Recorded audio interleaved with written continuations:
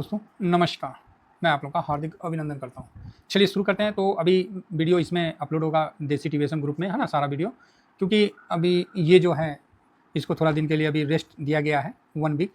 तो इसका next Monday से इस पर हम अपलोड करेंगे वीडियो। फिलहाल 1 वीक हम देसी पे शिफ्ट हो चुके हैं, ठीक है।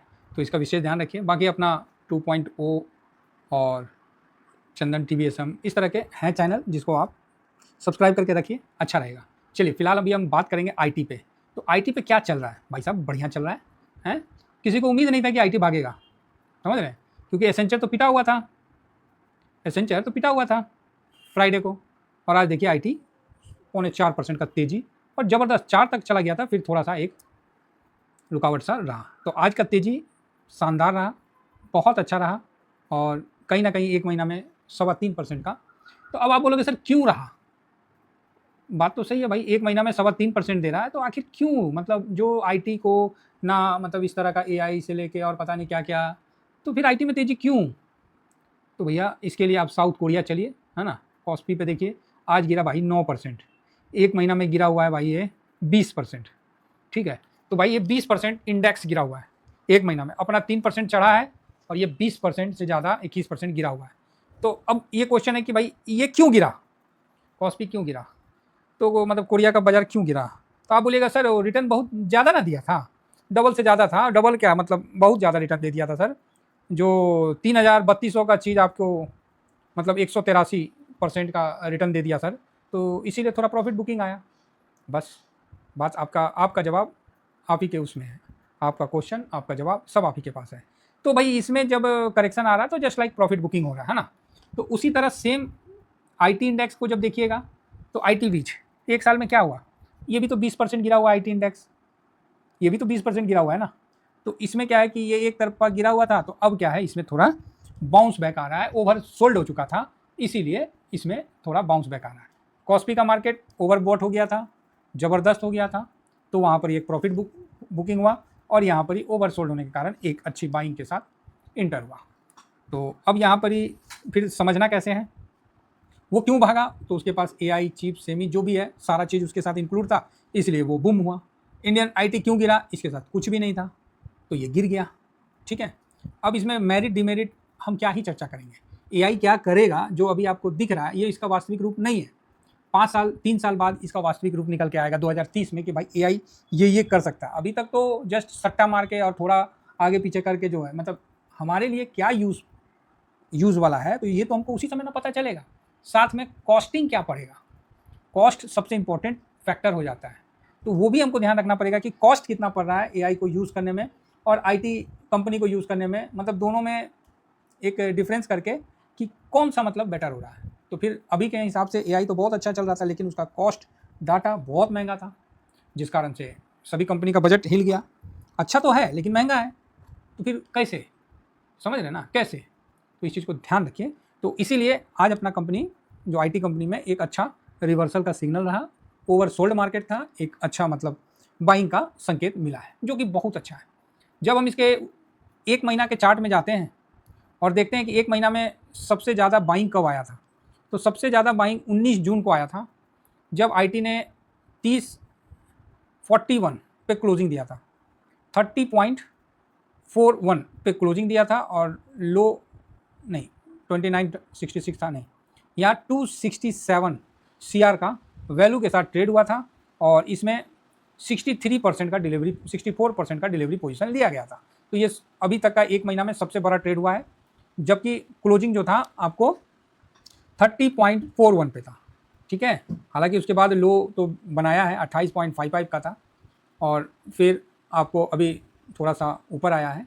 तो यहाँ आज का क्लोजिंग 32.16 का है, और आज का जो टर्नओवर है, वैल्यू है, वो 186 करोड़ है, जो कि बहुत अच्छा है। साथ में डिलीवरी पोजीशन देखें तो ये भी 58% का है, तो किसी भी एंगल से गलत नहीं है। अब नेक्स्ट क्वेश्चन बनता है, तो क्या सर आईटी का बॉटम बन चुका है?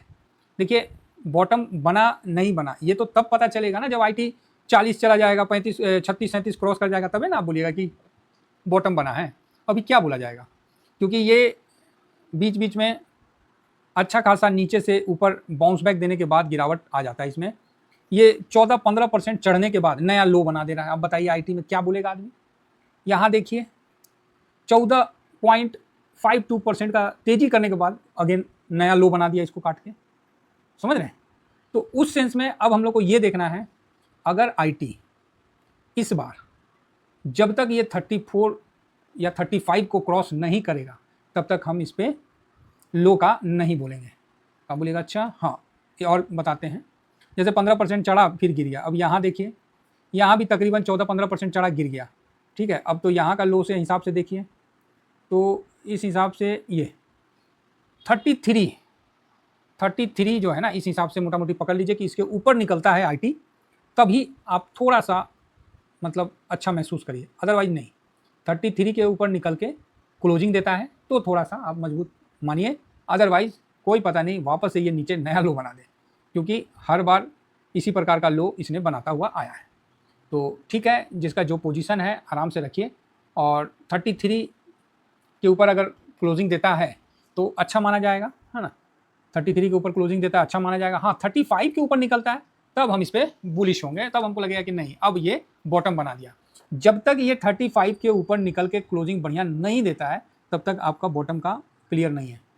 35 से पहले 33 के ऊपर निकल के अगर रुकता है तब तो थोड़ा मन में को लगेगा कि हाँ अब 35 को निकल जाता है। नहीं तो 33 पर जिनको स्विंग करना है आप स्विंग भी कर सकते हैं भाई। 15% बाउंस बैक दे दिया नीचे के लेवल से, तो आपको जितना बनता है आप अपना स्विंग कर लीजिए। आज देखिए बिल्कुल 13.40% का तेजी नीचे से देने के बाद आज गिरावट आया। आज मैंने इस जगह एक ग्रीन लाइन लगा रखा था पहले से ही, और मुझे क्या मालूम था कि आज जो ग्रीन लाइन लगाए हैं वहीं पर ही रुक जाएगा, नहीं तो हम नहीं लगाते।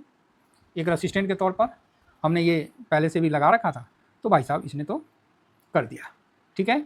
तो ये देखिए 15 मिनट का हम लगा रहे कैंडल में, ये देखिए जहाँ अपना ग्रीन लाइन लगा हुआ है वहीं पर ही रुक गया, क्या ही कर सकते हैं, ठीक है।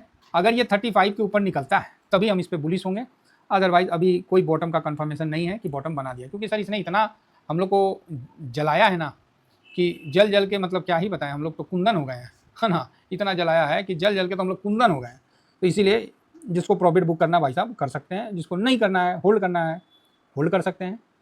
हमारा भी 3 लॉट लगा हुआ है, हम आपको दिखला देंगे।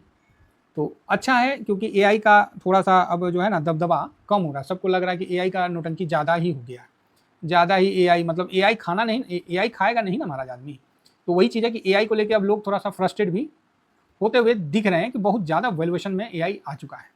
तो अब देखिए क्या होता है। फिलहाल आईटी की आज मजबूती पूरे मार्केट को आज मजबूत किया है, तो ये एक प्लस पॉइंट निकल के आता है। अब आपका कहना होगा तो सर कोई ऐसा लेवल बता दो जिसके नीचे हम मतलब जाए तो प्रॉफिट बुक कर लें। तो बस वही है, आज जहाँ अपर रहा यही तो है। देखिए आप इसमें देखिएगा, इसमें आपको सब कुछ अच्छा दिखेगा। आज आईटी इंडेक्स ने हायर हाई बनाया, कल भी हायर हाई बनाया था, मतलब फ्राइडे को यहाँ से शुरू हुआ, एक दिन 2 दिन ठीक, यहाँ से लो मतलब हायर लो बनाया, अगेन यहाँ तो लोअर लो बना दिया, ये लोअर लो बना दिया, ठीक। और जो क्लोजिंग में है तो यहाँ से स्टार्ट हुआ तो ये अप और ये अप, तो एक उसमें है, बाकी तो ठीक है। लो में आज नीचे बना दिया था, 870-856 तक गया था, तो अच्छा है। कल भी एक अच्छा तेजी आईटी में दिखना चाहिए, कारण कुछ नहीं है, टेक्निकल बाउंस बैक है, बस यही मान के चलिए और कुछ नहीं। क्योंकि सर आईटी ने जितना हम लोग को तरपाया है ना, मतलब जो इन्वेस्टर इसमें इन्वेस्ट करके जो रोस्ट हुए हैं ना, मतलब भुनाए हैं ना, वो पता है। लेकिन क्या करिएगा, हम लोग का भी एक आदत है कि जहाँ इन्वेस्ट कर दिए तो आईटी मेरा तो फेवरेट में आता है, और मैं इसमें 55% एक लॉट पे लेने का वो कर रखा हूँ कि नहीं 55% एक लॉट पे तो मैं लूँगा, जब भी लूँ एक लॉट पे तो मैं लूँगा।